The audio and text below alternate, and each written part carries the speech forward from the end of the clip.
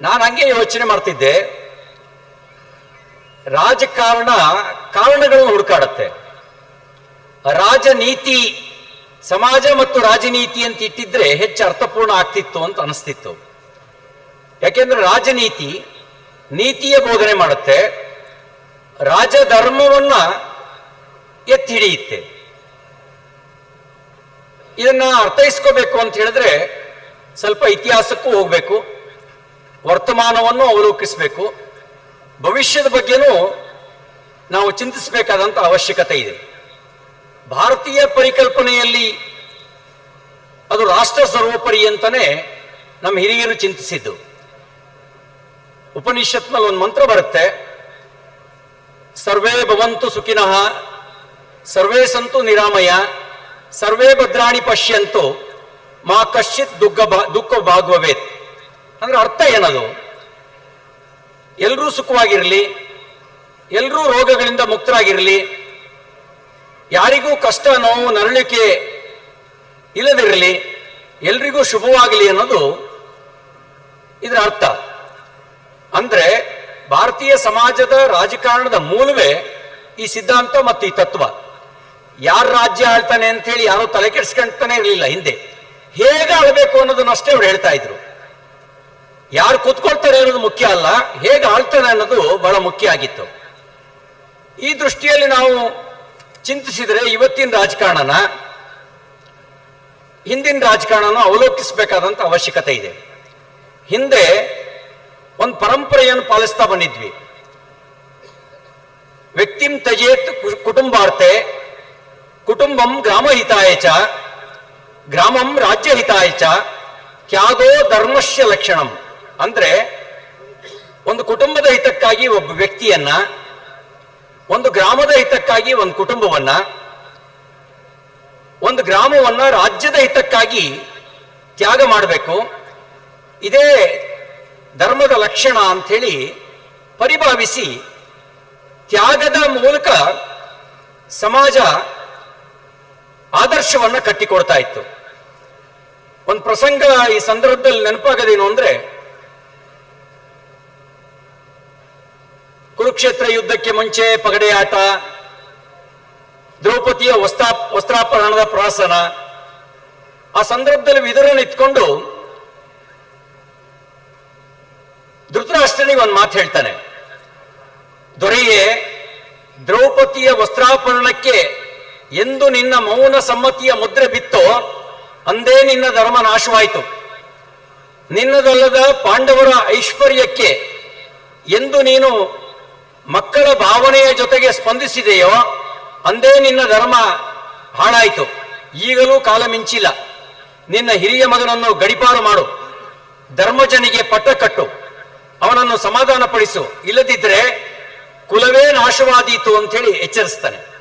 ಇದರ ಅರ್ಥ ಏನು ಅಂತ ಹೇಳಿದ್ರೆ, ಒಬ್ಬ ವ್ಯಕ್ತಿ ದುಷ್ಟ ಕಾರ್ಯದಲ್ಲಿ ತೊಡಗಿದ್ರೆ ಆ ವ್ಯಕ್ತಿಯನ್ನು ತ್ಯಾಗ ಮಾಡು, ಕುಲವನ್ನು ಉಳಿಸ್ಕೊಳ್ಳು ಅನ್ನೋಂಥ ಮಾತನ್ನು ಹೇಳ್ತಾನೆ. ಈಗ ನಮ್ಮ ಪರಿಸ್ಥಿತಿ ಹೆಂಗಿದೆ ಅಂದ್ರೆ, ನಮ್ದು ಒಂದು ರೀತಿಯಲ್ಲಿ ಧೃತರಾಷ್ಟ್ರನ ಪರಿಸ್ಥಿತಿ. ಧೃತರಾಷ್ಟ್ರ ಹೇಳ್ತಾನೆ, ಜಾನಾಮಿ ಧರ್ಮಂ ನಚಮೇ ಪ್ರವೃತ್ತಿ, ಜಾನಾಮಿ ಅಧರ್ಮಂ ನಚಮೇ ನಿವೃತ್ತಿ. ನನಗೆ ಧರ್ಮ ಏನು ಅಂತ ಗೊತ್ತು, ಆದ್ರೆ ಧರ್ಮವನ್ನ ಆಚರಿಸಕ್ಕೆ ನನ್ನ ಕೈಲಿ ಆಗಲ್ಲ. ಅಧರ್ಮ ಏನು ಅಂತ ಗೊತ್ತು, ಅದನ್ನು ಬಿಡೋಕ್ಕಾಗಲ್ಲ. ಈ ಒಂದು ಪರಿಸ್ಥಿತಿಯಲ್ಲಿ ಇರುವಂತ ಕಾಲಘಟ್ಟದಲ್ಲಿ ಹಾಗಿದ್ರೆ ಏನು ಮಾಡಬೇಕು ನೋಡಿ. ನಾನು ಮುಂಚೆನೆ ಹೇಳಿದ್ರೆ ರಾಜಕಾರಣನೂ ಕೂಡ ಸಮಾಜದ ಒಂದು ಕೂಸು ಅಂತ ಹೇಳಿ. ತಾಯಿಯಂತೆ ಮಕ್ಕಳು, ನೂಲಿನಂತೆ ಸೀರೆ ಅಂತ ಗಾದೆ ಮಾತಿದೆ. ಅದರಲ್ಲೂ ಪ್ರಜಾಪ್ರಭುತ್ವ ವ್ಯವಸ್ಥೆಯಲ್ಲಿ ಪ್ರತಿನಿಧಿಯನ್ನು ಆರಿಸೋರು ಯಾರು? ಪ್ರಜೆಗಳೇ ಆರಿಸೋದು. ಯಥಾ ರಾಜ ತಥೋ ಪ್ರಜೆ ಅನ್ನೋದು ರಾಜಪ್ರಭುತ್ವದಲ್ಲಿ ಇದ್ದಂತ ಗಾದೆ ಮಾತು. ಈ ಪ್ರಜಾಪ್ರಭುತ್ವದಲ್ಲಿ ಯಥೋ ಪ್ರಜಾ ತಥೋ ರಾಜ. ನೀವು ಹೆಂಗಿರ್ತೀರಿ ಹಂಗೆ ನಿಮ್ ಪ್ರತಿನಿಧಿ ಆಯ್ಕೆಯಾಗಿ ಬರ್ತಾರೆ. ಹಾಗಂತೆಲ್ಲ ಕೆಟ್ಟದ್ದೇ ಇದೆಯಾ? ಕೆಟ್ಟದ್ದೇ ಇಲ್ಲ. ನಮ್ಮ ಪ್ರಜಾಪ್ರಭುತ್ವ ವ್ಯವಸ್ಥೆಯನ್ನ ಯಾವುದ್ಯಾವುದು ಪ್ರಭಾವಿಸುತ್ತೆ? ಹಣ ಪ್ರಭಾವಿಸುತ್ತೆ. ಆಂಜನೇಯ ಮಾತಾಡ್ತಾ ಹೇಳಿದ್ರು, ಓಟಿಗಾಗಿ ನೋಟ್ ಕೊಡಬೇಕಾದ ಪರಿಸ್ಥಿತಿ ಬರುತ್ತೆ ಅಂತ ಹೇಳಿ. ಆದ್ರೆ ಎಲ್ಲಾ ಕಾಲಕ್ಕೂ ನೋಟೇ ಕೆಲಸ ಮಾಡುತ್ತಾ? ಎಲ್ಲಾ ಕಾಲಕ್ಕೂ ನೋಟ್ ಕೆಲಸ ಮಾಡಿಲ್ಲ.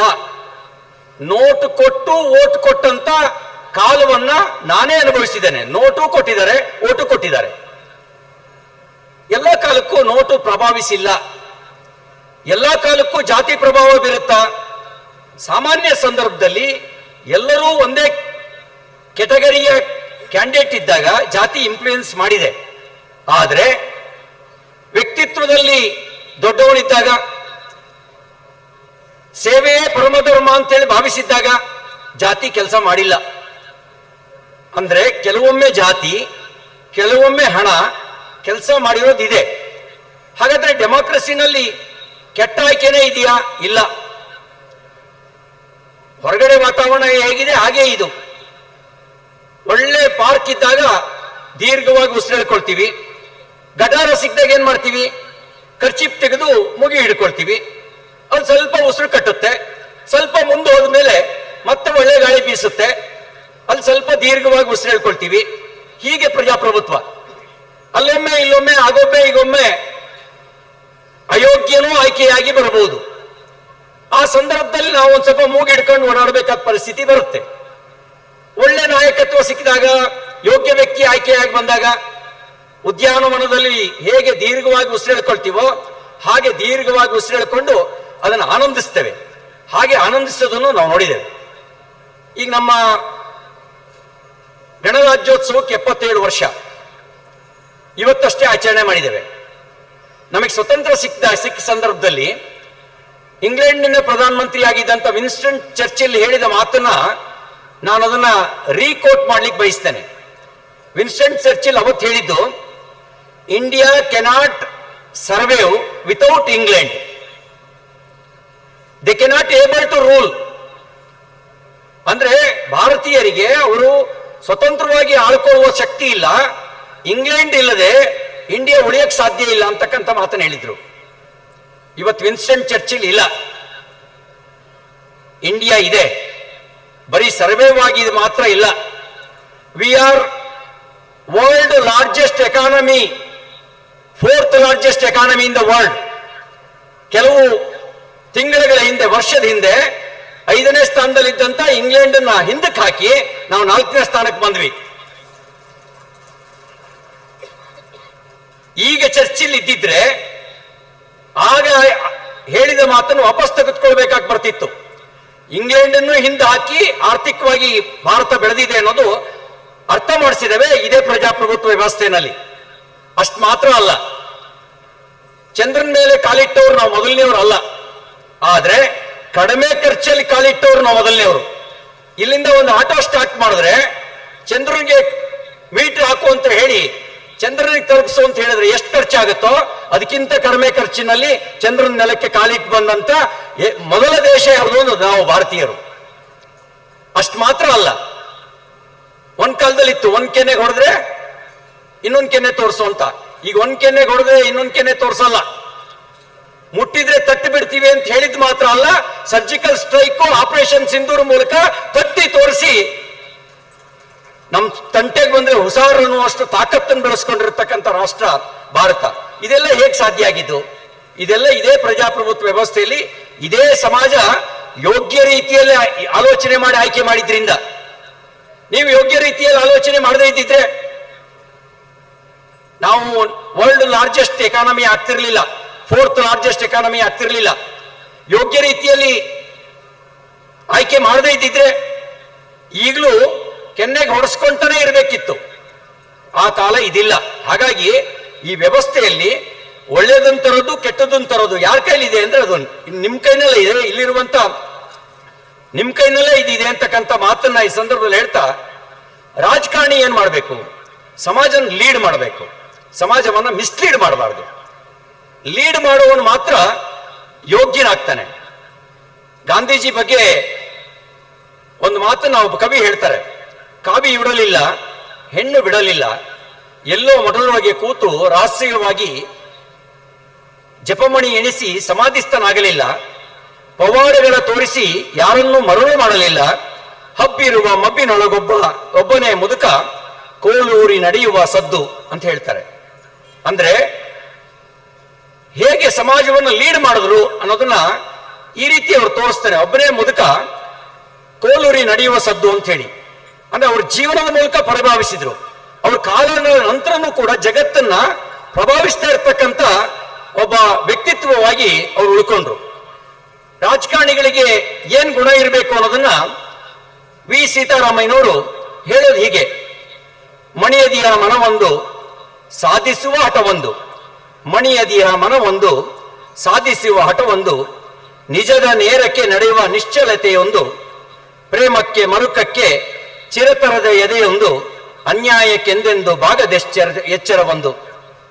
ಅಂದ್ರೆ ಎಂಥದೇ ಸನ್ನಿವೇಶ ಬಂದರೂ ಕೂಡ ಒಬ್ಬ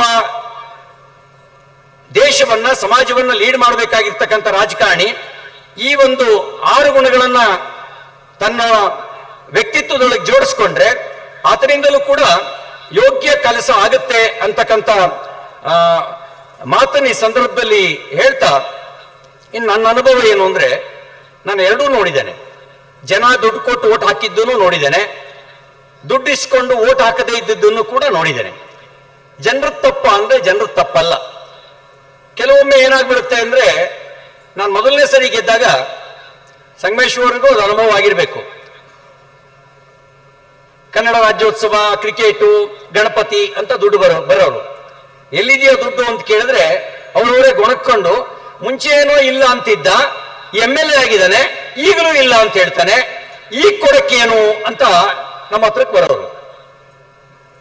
ಒಂದು ಅನುಭವ ಏನು ಅಂದ್ರೆ, ನೀತಿ ಮೂಲಕನೇ ಹೋದ್ರೆ ಕಷ್ಟ ಎಷ್ಟಾಗುತ್ತೆ ಅಂದ್ರೆ, ಒಂದು ಹಾಸ್ಟೆಲ್ ಸೀಟ್ ಕೊಡಿಸ್ಬೇಕು. ನಾನೊಂದು ಪಾಲಿಸಿ ಮಾಡಿದ್ದೆ, ಎಲ್ಲಿಗೆ ಬಸ್ ರೂಟ್ ಇಲ್ಲ, ದೂರದ ವಿಲೇಜ್ ಇದಾವೆ, ಅವರಿಗೆ ಹಾಸ್ಟೆಲ್ ಸೀಟ್ ಕೊಡೋದು. ನಗರದ ಸುತ್ತ 10 ಕಿಲೋಮೀಟರ್ ಒಳಗಿರುವಂತ ಹಳ್ಳಿಯವರಿಗೆ ಹಾಸ್ಟೆಲ್ ಸೀಟ್ ಇಲ್ಲ ಅಂತ ಹೇಳಿ ಒಬ್ಬ ನನಗೆ ಎಲೆಕ್ಷನ್ ಅಲ್ಲಿ ಕೆಲಸ ಮಾಡಿದವನು ಒಂದು ಹಾಸ್ಟೆಲ್ ಸೀಟ್ ಕೊಡಿಸ್ಬೇಕು ಅಂತ ಬಂದ. ನಾನು ಹೇಳಿದೆ, ನೋಡು, ಅವನ ಪಕ್ಕದ 5 ಕಿಲೋಮೀಟರ್ ಟೌನಿಗೆ ಹುಕ್ಕುಂದ ಊರು.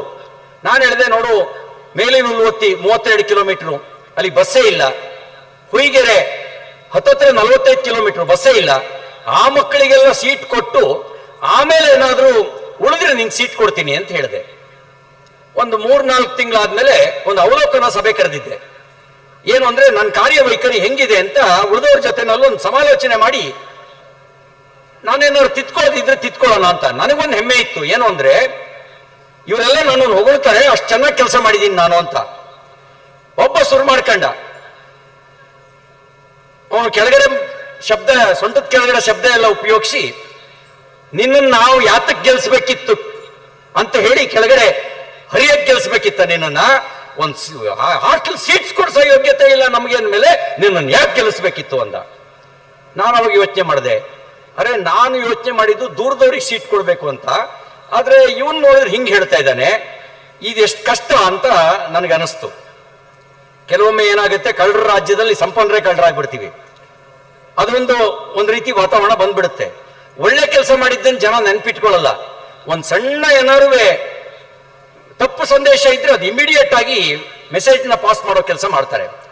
ನಮ್ಗೀಗ ಏನಾಗಿದೆ, ಪ್ರಭಾವದ ವಿರುದ್ಧ ಈಜಿ ಸರ್ವೈವ್ ಆಗಬೇಕು ಅಂದ್ರೆ ಕಷ್ಟದ ಕೆಲಸ. ಅದಕ್ಕೆ ಕೆಲವು ಸರಿ ಏನ್ ಮಾಡ್ಬಿಡ್ತೀವಿ ರಾಜಕಾರಣಿಗಳು, ಪ್ರಭಾವದ ಜೊತೆಗೆ ಹೋಗ್ಬಿಡ್ತೀವಿ. ನಮಗೆ ಗೊತ್ತು, ಇನ್ನೊಂದು 20 ವರ್ಷ ಆದ್ರೆ ಕನ್ನಡದನ್ನ ಸುಲಲಿತವಾಗಿ ಮಾತಾಡುವ ಮಕ್ಕಳು ಸಿಗ್ತಾರ ಅನ್ನೋದು ಒಂದು ಪ್ರಶ್ನಾರ್ಥಕ ಚಿಹ್ನೆ. ಆದ್ರೂ ನಾವು ಅದ್ರ ವಿರುದ್ಧ ಮಾತಾಡಕ್ ತಯಾರಿಲ್ಲ. ನಾವು ಕೇಳ್ತಾ ಇದೀವಿ, ನಮ್ಮೂರಿಗೆ ಒಂದು KPS ಶಾಲೆ ಬೇಕು. ಯಾಕೆ ಅಂದ್ರೆ ಜನ ಡಿಮಾಂಡ್ ಮಾಡ್ತಿದ್ದಾರೆ, ಇಂಗ್ಲಿಷ್ ಮೀಡಿಯಂ ಶಾಲೆ ಬೇಕು, ಹಾಗಾಗಿ ನಮಗೂ ಒಂದು ಬೇಕು. ಈ ಪರಿಸ್ಥಿತಿಗೆ ನಾವು ಬಂದ್ಬಿಟ್ಟಿದೀವಿ. ನಿಮಗೂ ಒಂದು ವಿನಂತಿ ಅಂದ್ರೆ, ಇತ್ತೀಚೆಗೆ ಬಿಗ್ ಬಾಸ್ ಯಾರ್ಯಾರಿಗೆ ಓಟ್ ಹಾಕಿದ್ರು ನಂಗೆ ಗೊತ್ತಿಲ್ಲ, ಆ ಗಿಲ್ಲಿಯನ್ನ ನೀವು ಅವನನ್ನ ನಂಬರ್ 1 ಸ್ಥಾನಕ್ಕೆ ತರಬೇಕು ಅಂತ ತಲೆ ಕೆಡಿಸ್ಕೊಂಡಷ್ಟು, ನಮ್ಮ ಪ್ರತಿನಿಧಿ ಎಂತವನಿರ್ಬೇಕು ಅಂತ ತಲೆ ಕೆಡಿಸ್ಕೊಂಡು ಓಟ್ ಹಾಕಿದ್ರೆ ಯಾವ ಸಮಸ್ಯೆನೂ ಇರಲ್ಲ, ಒಳ್ಳೆ ಕೆಲಸ ಆಗೇ ಆಗತ್ತೆ. ಒಬ್ಬ ವಾಟ್ಸಪ್ ಸಂದೇಶದಲ್ಲಿ ಹೇಳಿದ್ದ, ಆ ಬಿಗ್ ಬಾಸ್ ಅನ್ನೋದು ಒಂದು ಈವೆಂಟು, ಆ ಈವೆಂಟಿಗೆ ಜನ ತಲೆ ಕೆಡಿಸ್ಕೊಂಡು ಓಟ್ ಹಾಕಿದ್ರಲ್ಲ, ದೇಶವನ್ನು ಲೀಡ್ ಮಾಡುವನು, ಸಮಾಜವನ್ನು ಲೀಡ್ ಮಾಡುವನು ಎಂತವನಿರ್ಬೇಕು ಅಂತ ಹೇಳಿ ಇವನು ಯೋಗ್ಯನೋ ಅಯೋಗ್ಯನೋ ಅಂತ ಒಂದು ಕ್ಷಣ ಯೋಚನೆ ಮಾಡಿ ಓಟ್ ಹಾಕಿರೋ ಸಾಕು, ನಮ್ಮ ದೇಶ ಯಾವ ಜಗತ್ತಿನಲ್ಲಿ ಎಲ್ಲ ದೇಶವನ್ನು ಹಿಂದಾಕಿ ನಂಬರ್ 1 ಸ್ಥಾನಕ್ಕೆ ಬರುತ್ತೆ ಅಂತ ಹೇಳ್ದ.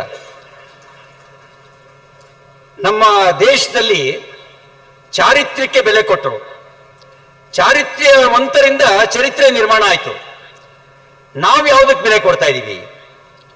ನಾವು ಗ್ಯಾರಂಟಿಗೆ ಬೆಲೆ ಕೊಡ್ತೀವಾ, ಅಥವಾ ಒಂದಿನದ ಹಣ ಹೆಂಡಕ್ಕೆ ಬೆಲೆ ಕೊಡ್ತೀವಾ, ಅಥವಾ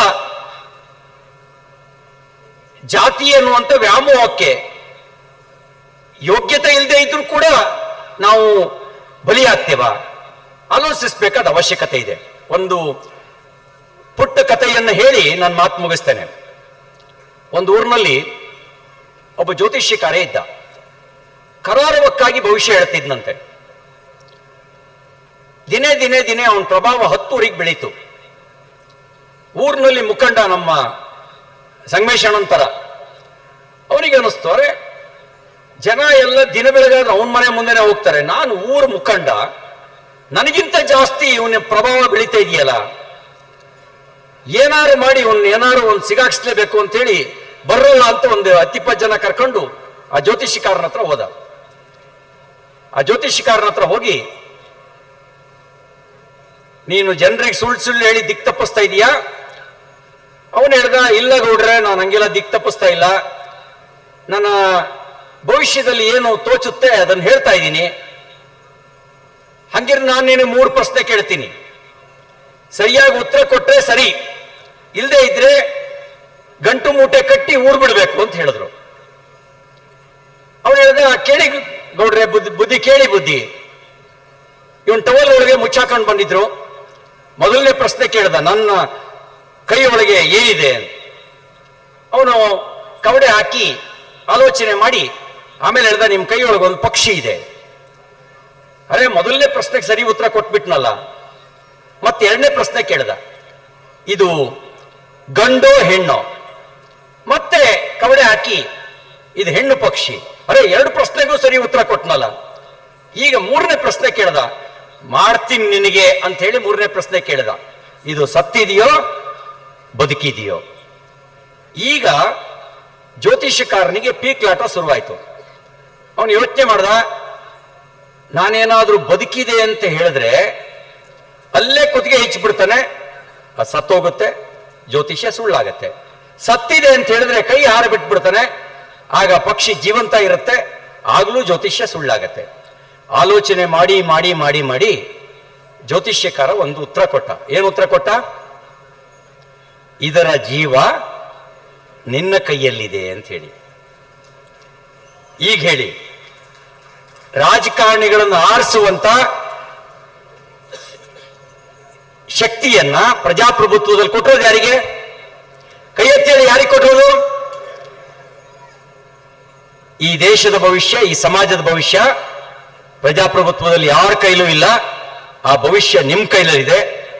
ನಿಮ್ಮ ಮಕ್ಕಳು ಸುರಕ್ಷಿತವಾಗಿರ್ಬೇಕು ಅಂದ್ರೆ, ನಿಮ್ಮ ಊರಿಗೆ ಒಳ್ಳೆ ಕೆಲಸ ಆಗ್ಬೇಕು ಅಂತಾದ್ರೆ ನೀವು ಯೋಚನೆ ಮಾಡಿ. ನಾನು ಹಣಕ್ಕೆ ನನ್ನ ವೋಟನ್ನು ಮಾಡ್ಕೊಳ್ಳಲ್ಲ, ಜಾತಿ ವ್ಯಾಮೋಹಕ್ಕೆ ಬಲಿಯಾಗಲ್ಲ, ಯಾರು ಯೋಗ್ಯ ಇದ್ದಾನೆ ಅವನಿಗೆ ವೋಟ್ ಹಾಕ್ತೀನಿ, ಯೋಗ್ಯತೆ ಕಳ್ಕೊಂಡ ದಿನ ಅವನನ್ನ ಬೀದಿಗೆ ತಂದು ಕೂರಿಸ್ತೇನೆ ಅಂತಕ್ಕಂಥ ತೀರ್ಮಾನ ನೀವು ಮಾಡಿ. ದೇಶನೂ ಒಳ್ಳೇದಾಗತ್ತೆ, ನಿಮ್ಮ ಮಕ್ಕಳ ಭವಿಷ್ಯಕ್ಕೂ ಒಳ್ಳೇದಾಗತ್ತೆ ಅಂತಕ್ಕಂಥ ಮಾತನ್ನು ಹೇಳಿ, ಸಮಾಜ ಮತ್ತು ರಾಜಕಾರಣ ಒಂದು ನಾಣ್ಯದ 2 ಮುಖಗಳ ತರ. ನಾನು ಆರಂಭದಲ್ಲೇ ಹೇಳಿದಂತೆ, ತಾಯಿಯಂತೆ ಮಕ್ಕಳು, ನೂಲಿನಂತೆ ಸೀರೆ. ನೀವು ಹೇಗೆ ಆಲೋಚಿಸ್ತೀರೋ, ಸಮಾಜ ದುರ್ಬಲ ಆದ್ರೆ ಯೋಗ್ಯ ನಾಯಕತ್ವ ಬರಕ್ ಸಾಧ್ಯ ಇಲ್ಲ. ಸಮಾಜ ಸದಾಕಾಲ ಚಿಂತನಶೀಲವಾಗಿದ್ರೆ, ಸದಾಕಾಲ ಯೋಗ್ಯ ರೀತಿಯಲ್ಲಿದ್ರೆ, ಆಗ ಯೋಗ್ಯ ನೇತೃತ್ವ ಸದಾಕಾಲ ಸಿಗತ್ತೆ. ಯೋಗ್ಯ ನೇತೃತ್ವದ ಮೂಲಕ ಸಮಾಜಕ್ಕೂ ಕೂಡ ಒಳ್ಳೇದಾಗತ್ತೆ. ಸಮಾಜವನ್ನ ಮಿಸ್ಲೀಡ್ ಮಾಡದೆ ಲೀಡ್ ಮಾಡುವ ಕೆಲಸವನ್ನ ಮಾಡ್ತಾರೆ ಅಂತಕ್ಕಂಥ ಮಾತನ್ನ ಈ ಸಂದರ್ಭದಲ್ಲಿ ಹೇಳ್ತಾ, ರಾಜಕಾರಣ ಕೆಟ್ಟದ್ದು ಅಂತ ಭಾವಿಸಬೇಡಿ. ಯಾರ್ಯಾರು ಯೋಗ್ಯರಿದ್ದೀರಿ ಅವರೆಲ್ಲರೂ ರಾಜಕಾರಣಕ್ಕೆ ಬನ್ನಿ. ರಾಜಕಾರಣಕ್ಕೆ ಬರೋದ್ರ ಮೂಲಕ ನಮ್ಮ ಪ್ರಧಾನಮಂತ್ರಿಗಳು ಹೇಳಿದ್ದಾರೆ, ಕನಿಷ್ಠ 1 ಲಕ್ಷ ಜನ ರಾಜಕೀಯ ಹಿನ್ನೆಲೆ ಇಲ್ಲದೆ ಇರತಕ್ಕಂಥವರು ರಾಜಕಾರಣಕ್ಕೆ ಬರಬೇಕು.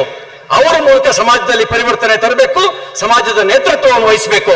ಆ ರೀತಿ ನೇತೃತ್ವದ ಮೂಲಕ ಒಂದು ಹೊಸ ಪರಿವರ್ತನೆಯನ್ನು ಮಾಡೋಣ ಅಂತಕ್ಕಂಥ ಮಾತನ್ನು ಹೇಳಿ, ಪರಮ ಪೂಜ್ಯ ಜಗದ್ಗುರುಗಳು ಅವರಿಗೆ ನನ್ನ ಭಿನ್ನ ಮಾಡ್ಕೊಳ್ತಾ, ಹರ ಮುನಿದರೆ ಗುರು ಕಾಯುವನ್, ಗುರು ಮುನಿದರೆ. ಹಾಗಾಗಿ ಸದಾಕಾಲ ನಮ್ಮ ಒಳ್ಳೆ ಕಾರ್ಯಕ್ಕೆ ನಿಮ್ಮ ಆಶೀರ್ವಾದ ಇರಲಿ. ತಪ್ಪು ಮಾಡಿದಾಗ ಹಿಂದೆನೂ ಕಿವಿ ಹಿಂಡಿ ಹೇಳಿದಿರಿ, ಮುಂದೆಯೂ ಕೂಡ ಕಿವಿ ಹಿಂಡಿ ಹೇಳಿ ಆಶೀರ್ವದಿಸಿ ಅಂತ ಹೇಳಿ ಪ್ರಾರ್ಥಿಸಿ ಎಲ್ಲರಿಗೂ ಒಂದ್ಸಿ ನಾನು ಮಾತು ಮುಗಿಸ್ತೇನೆ. ನಮಸ್ಕಾರ. ಉಪನ್ಯಾಸ ಭಾಷಣವನ್ನು ನೀಡಿದಂತಹ ಶರಣ ಸಿ.ಟಿ. ರವಿ